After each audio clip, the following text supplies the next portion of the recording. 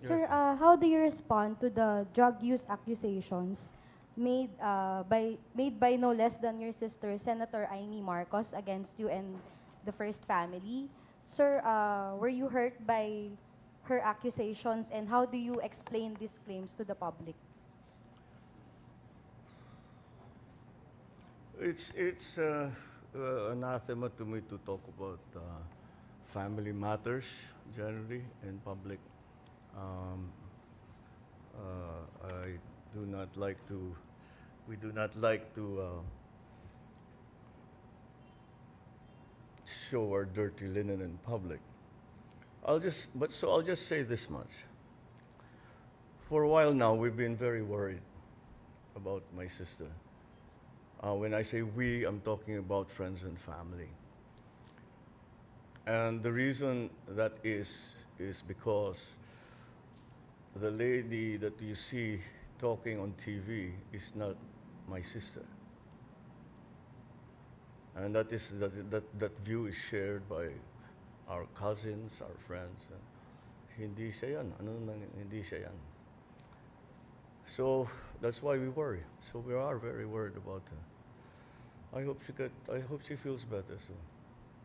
Sir, quick follow-up lang po. Nagkausap na po ba kayo, sir? Or do you intend to talk to your sister? We don't really, we no longer travel in the same circles, political or otherwise. So no.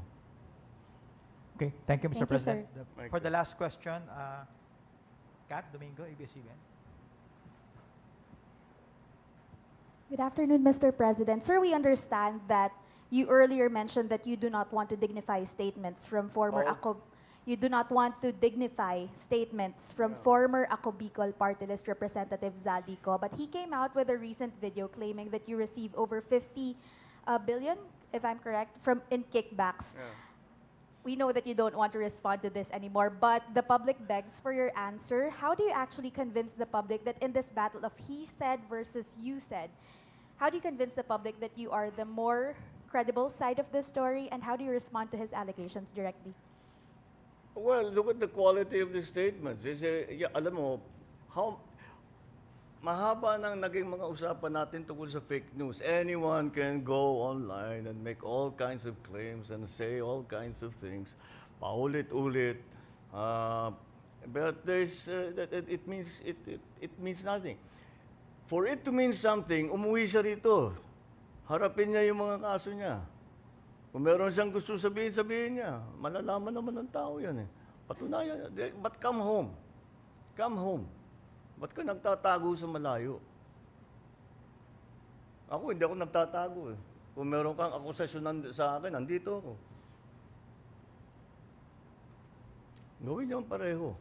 Para patas lang naman. Okay.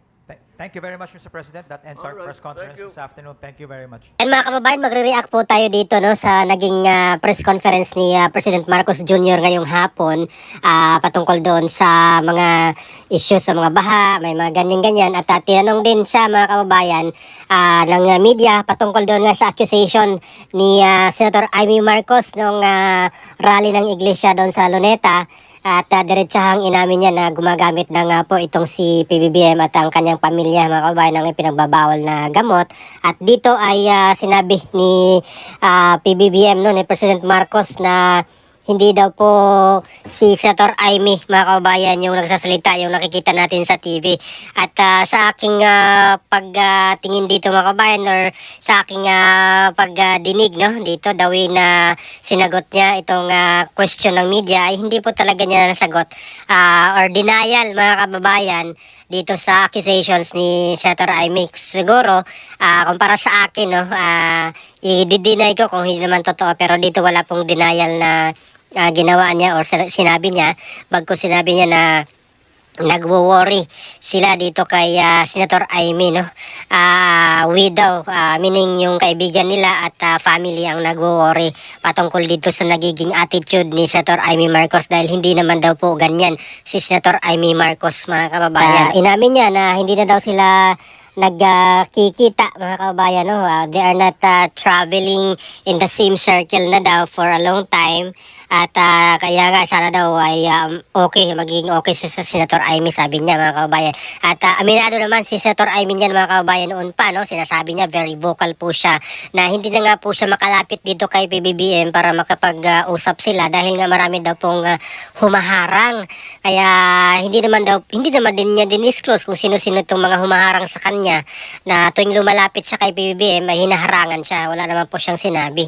Pero may mga duda po tayo na may humaharang talaga dyan mga kababayan na hindi sila makapag-usap ni Senator Amy Marcos, no? At talaga namang yung sinabi ni VP Sara noong panahon na nakapunta sila sa Malacanang, no, na nag-aaway nga daw po itong dalawa, si Senator Amy at saka si PBBM dahil doon sa issue ng PI, yung papalitan nila or baguhin yung constitution, babaguhin nila pero ayaw ni Senator Amy, pero sinabi ni PBBM yung tungkol lang sa economic provision daw yung babaguhin, pero duda si Senator Amy, sinabi niya na delikado yan kung babaguhin mo yan, babaguhin mo lahat yan. Ayun po yung sinabi ni VP Sara mga kababayan, kaya nag-aaway po sila kahit nandun daw si VP Sara nakikinig. At tinanong rin po siya patungkol dito mga kababayan sa mga allegation ni dating Congressman Saldico, no? Yung kickback mga kababayan na diniliver doon sa kanila kasama si dating House Speaker Martin Romualdez. Dinideny niya rin at sinabi niya pa, no, hinamon niya pa si dating Congressman Saldico na umuwi dito sa Pilipinas. So, kung magparatang daw po siya, wag siyang magtatago. Yun po yung sinabi. At kanina nga po naglabas ng bagong video si dating Congressman Saldico na umaabot ng 56 or mahigit 56 billion pesos ang na-deliver niyang pera, no, dito kay dating House Speaker Martin Romualdez at ni Pangulong Marcos Jr. mismo mga kababayan, no. Siya lang daw po yung naging dahilan, dumaan lang daw sa kanya yung pera at diniliver agad itong mga pera na itong nakalagay sa maleta, maraming maleta at diretso doon sa bahay nila Congressman Martin Romualdez at ni President Marcos mga kababayan. Ginamit lang daw po siya, no, dumaan lang daw sa kanya mga kamay at ngayon yung balak ng administration ay sinabi niya na ay papalabas ng administration na isa siyang terorista mga kababayan dito sa Pilipinas at maging doon sa labas ng bansa para mabaon daw siya kasama ang katotohanan mga kababayan yung kanyang nalalaman dito sa garapalang korupsyon nga mga kababayan, no. Grabe itong nangyayaring korupsyon nga sa ating bansa at ito ngayon mga kababayan may mga naaresto na nga po, mga taga DPWH, mga empleyado ng DPWH at si Saldico nga ang hinahanap nila ngayon mga kababayan na nasa ibang bansa. At para po sa aking opinion dito mga kababayan, no, dito sa allegation nga ni Senator Amy ay kung ako kay PBBM, kung malinis naman talaga siya, hindi po siya involved dito, no, sa mga pinagbabawal na gamot, ay sana mag-undergo siya ng hair follicle drug test, no, mga kababayan, para sa kanya rin naman po ito, no, para matahimik na po ang lahat, hindi na po siya babatuhin ng mga ganitong issue in the future. Ay madali lang naman po yan mga kababayan, no? Buhok lang naman yung kukunin sa'yo, hindi naman po yan madugo talaga at hindi yan matagal na proseso, no? At sana po ito ay gagawin sa isang public talaga na lugar at maraming witness nga mga kababayan, gaya po ng mga hamon ng ibang grupo rin kung gusto ng transparency, malaman ng katotohanan na hindi madaya yung resulta, ay dapat independent yung gagawa at maraming witness mga kababayan sa iba't ibang sektor, kasama na yung pro-administration at anti-administration ng mga grupo, no, at mga religious group mga kababayan. Tingnan natin kung para masigurado, no, na walang dayaan talaga at walang magsisinungaling mga kababayan. So ito dapat ang gagawin ng Pangulo para matahimik na ang lahat at mapahiya yung mga nagbabato ng mga ganong issue sa kanya na gumagamit siya, no, para talagang patunayan na malinis po siya mga kababayan dito sa mga aligasyong ito. At yun lang po ang dahilan, no, ang paraan para sa akin na talaga matahimik itong mga nagbabato ng ganyan sa kanyang issue, para malaman once and for all ng lahat na malinis siya, mga kababayan. Dapat hair follicle. Huwag yung mga ihi-ihi na ginagamit kasi madadaya naman yun. Alam na po ng lahat na pwedeng maano yan, inom ka lang ng gatas. Maraming nagsabi, yung mga ganyan na inom ka ng gatas, magiging negative ka. Or kaya yung mga matagal nang hindi gumagamit, tapos dito sa ihi ay hindi na po matitrace, no? Unlike dito sa hair follicle, kahit ilang taon na daw na hindi naggagamit or hindi na gumagamit, ay makikita pa rin or malalaman pa rin doon sa hair follicle. So sana yun po yung gagawin ni Pangulong Marcos Jr. para manahimik na po ang lahat, mga kababayan, at malaman na po ang katotohanan kung malinis po talaga siya, mga kababayan. Wala po siyang tinatago, no? Kasi kung the more na i-deny niya at hindi po siya mag-undergo ng hair follicle drug test, ay talaga namang asahan na hanggang next generation talagang nasa history na po yan, mga kababayan. Hindi na po mawawala yan. So talagang apektado yung kanyang mga anak kung in the future tatakbo ng mataas sa posisyon, ay masisira talaga sila dito, mga kababayan. Hindi na po maniwala yung tao dito sa kanila, no? Sirang-sira na po, hindi na po mababawi talaga or mabangon yung pangalan ng Marcos, mga kababayan.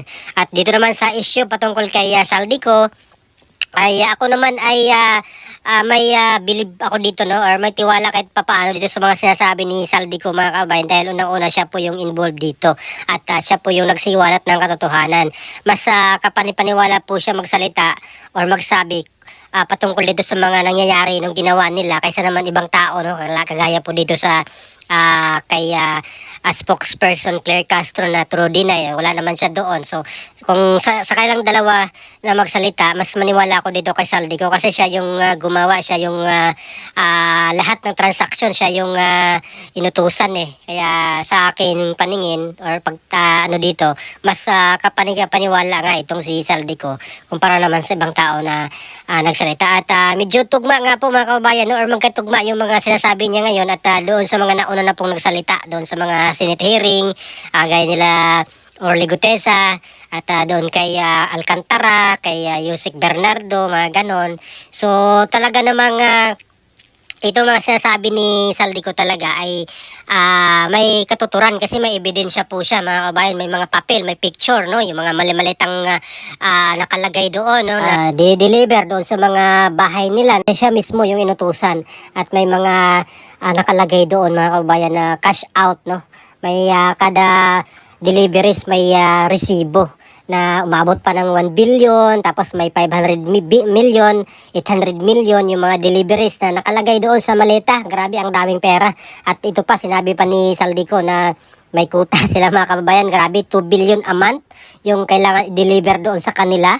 At paghahatian nilang dalawa, grabe naman yan, mga kababayan. Grabing pera yan, 2 billion a month. Sinabi ni Saldico yan, mga kababayan. At kaya mas delikado talaga yung kanyang buhay ngayon, mga kababayan, no? Kung uuwi siya, mas madali, mas madali siyang kunin kasi grabe yung effort ngayon. Hinahanap na po siya ngayon ng ng mga taga-Interpol, no? Pinapatrace na kung saan siya, mga kababayan. So ganun yung mangyayari sa kanya nung kay Tibes, no? Yung pinauwi siya dito sa Pilipinas. So tingnan natin kung ano pang mangyayari dito, mga kababayan, no, sa mga flood control corruption na ito at hanggang saan itong makukulong dito sa mga corruption na ito, mga kababayan. So ano pa masasabi niyo dito sa mga isiniwalat ni Saldico at dito sa naging tugon, no, sa answer ni PBBM dito sa kanyang press con, mga kababayan. So please comment down below. Maraming salamat. God bless po sa ating lahat.